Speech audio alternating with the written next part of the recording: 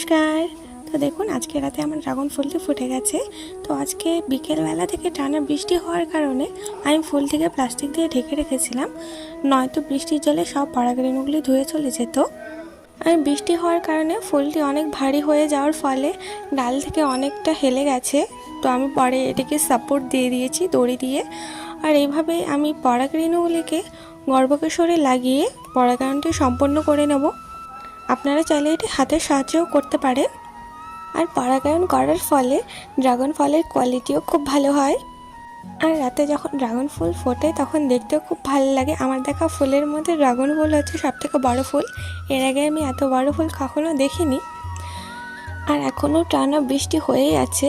তো পরাগায়ন করার ফলে আমি ফুলটিকে প্লাস্টিক দিয়ে ঢেকে দেবো, নয়তো গর্ভকেশরে লাগা পরাগরেণুগুলো সব ধুয়ে চলে যাবে, ফলে আর ফুল থেকে ফল হবে না।